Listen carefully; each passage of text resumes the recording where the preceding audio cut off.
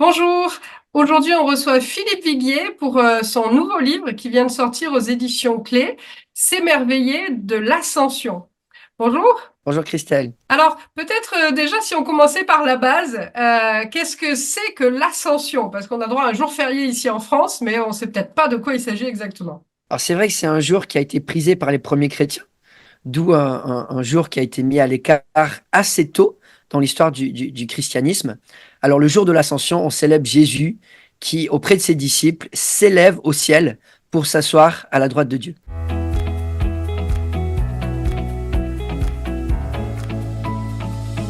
Et alors, qu'est-ce que ça veut dire parce que là, c'est des mots déjà un peu techniques presque, hein, s'asseoir à la droite de Dieu.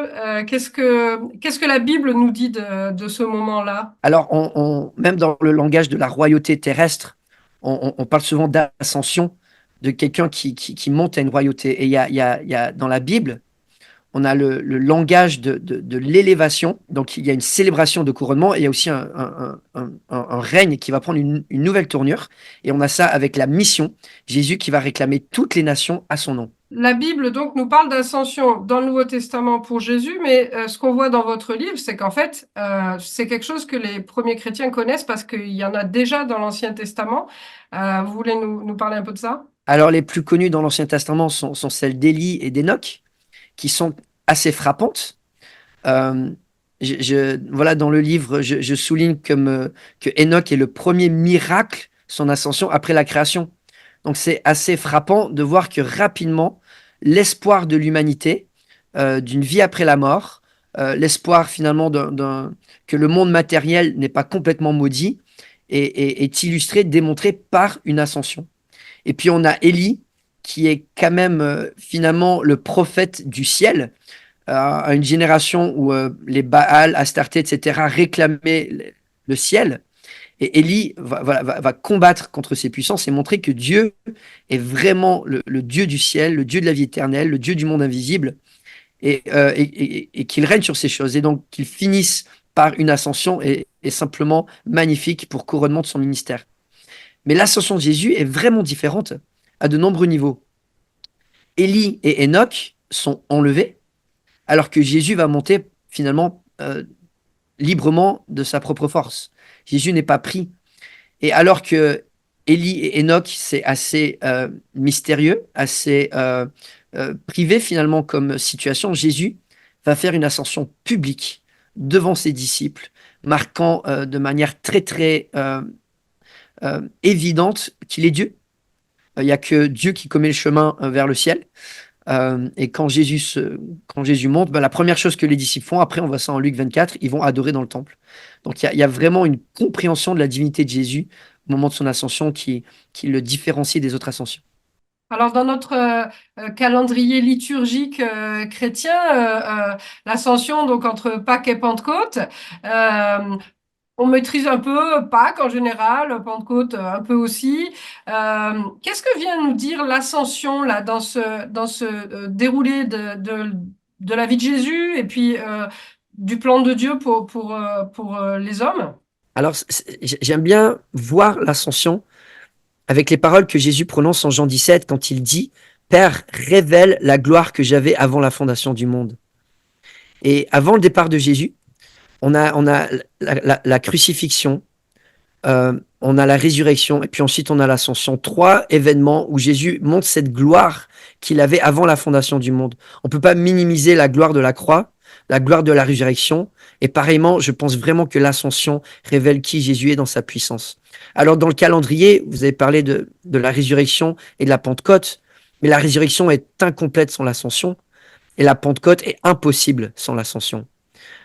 Jésus, clairement, s'il était mort mais n'était pas monté au ciel, ça voudrait dire soit qu'il aurait dû mourir à nouveau, ou soit qu'il serait encore avec nous sur terre. Sauf que clairement, il devait partir. Et cette ascension montre que la résurrection, elle est complète.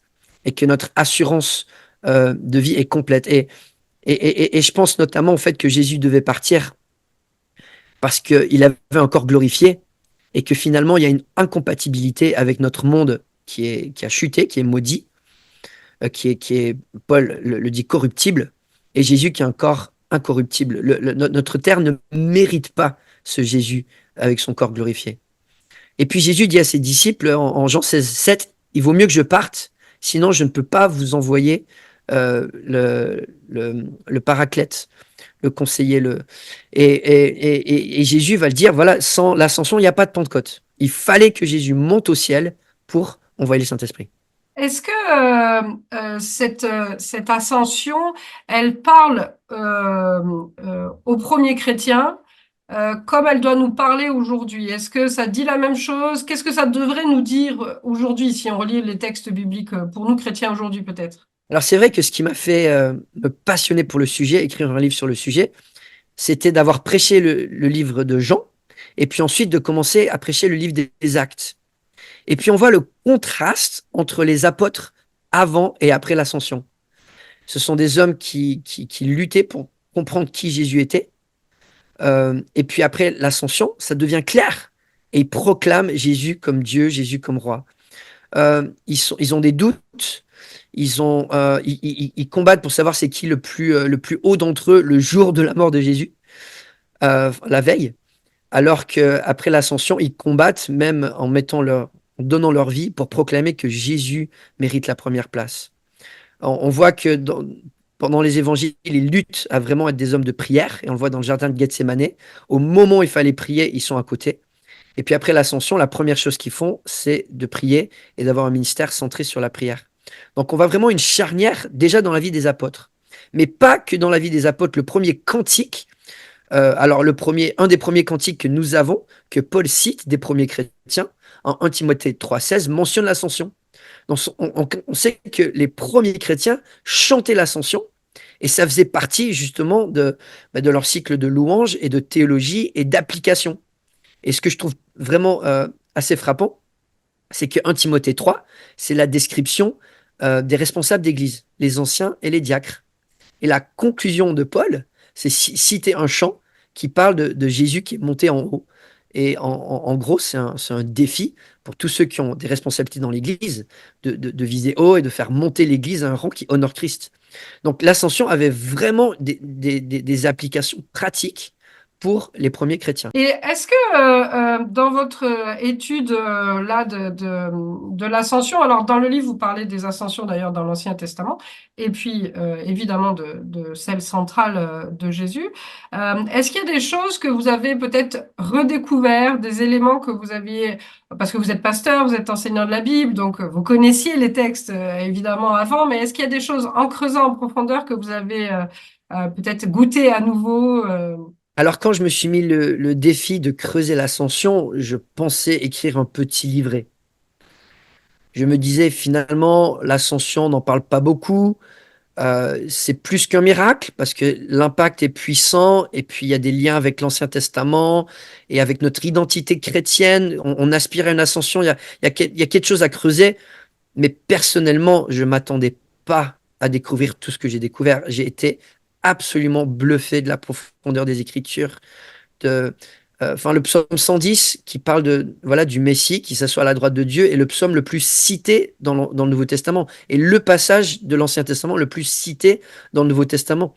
Donc tout ce langage lié à Jésus qui monte, qui prend ce trône, son ministère sacerdotal une fois au ciel, ça m'a ouvert des mondes en fait que j'avais très très peu explorés et qui m'ont vraiment émerveillé. Et c'est pour ça que le titre de mon livre est devenu S'émerveiller de l'ascension, parce que moi-même, j'étais absolument émerveillé par tout ce que j'ai découvert. Et peut-être une phrase qui résume un peu cet émerveillement, c'est de se dire que aujourd'hui, c'est un homme, alors Jésus qui est Dieu homme, mais c'est un homme qui est assis à la plus haute place de l'univers. Et quand on réalise que c'est un de nous, finalement, qui nous représente, qui est à la plus haute place, mais quel beau futur est réservé à l'humanité. Oui, peut-être une dernière question en lisant le livre. Est-ce que l'ascension, ça a fait des débats théologiques au cours de l'histoire de l'Église? Est-ce que tous les chrétiens, on se retrouve à peu près avec la même vision de ce que c'est l'ascension, ou est-ce qu'il y a eu différentes interprétations de ce moment-là de la vie de Jésus? Alors, ça dépend à quel zoom on va aller aussi par rapport à l'application de la Bible. Sur un zoom large, je dirais que avec les théologiens allemands du XVIIIe siècle et un petit peu la pensée libérale, l'ascension a été perçue plus comme une perspective spirituelle des disciples plutôt qu'un événement réel. Alors, c'est pas du tout ma conviction. Je dirais qu'il y a aussi une compréhension de l'ascension qui est assez différente entre le protestantisme et le catholicisme, parce que la transsubstantiation annonce que Jésus finalement revient d'une certaine manière. Et puis d'un point de vue catholique, en parlant notamment de la transsubstantiation, l'ascension de Jésus finalement n'est pas finalisée. Il y a des espèces de retour partiel de son corps sur terre, ce qui n'est pas non plus ma compréhension. Après cela, il y a beaucoup de débats plus fins par rapport moi, je défends dans le livre que Jésus est le premier homme avec un corps glorifié. Il est le premier ressuscité d'entre les morts. Je défends notamment que Jésus est celui qui a ouvert les portes du ciel pour que ceux qui étaient dans le Sheol, dans le séjour des morts, dans le sein d'Abraham, puissent monter. Je défends aussi que Jésus, par son ascension finalement, permet une nouvelle réalité au ciel qui permet justement l'envoi du Saint-Esprit.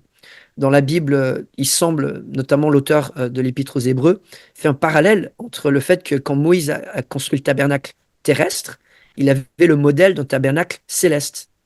Et il montre clairement qu'il y a un lien entre le temple céleste et le temple terrestre. Et quand Jésus envoie le Saint-Esprit avec une nouvelle dimension du temple terrestre, il me semble qu'il y a un lien qui est possible à cause de son ascension, que Jésus en tant qu'homme Dieu, rempli du Saint-Esprit, et vivant dans le temple céleste, puisse nous faire refléter ça sur terre. Donc une église qui est le corps de Christ rempli du Saint-Esprit. Donc voilà, il y a des éléments théologiques extrêmement riches qui peuvent être discutés, approfondis. Et je me mouille un petit peu dans le livre parce que certaines perspectives sont assez fraîches. Mais j'espère vraiment que ça va enrichir des débats. Merci beaucoup en tout cas. Et donc c'est le moment de relire tous les textes qui parlent de l'ascension en lisant ce livre. Merci beaucoup. Avec grand plaisir.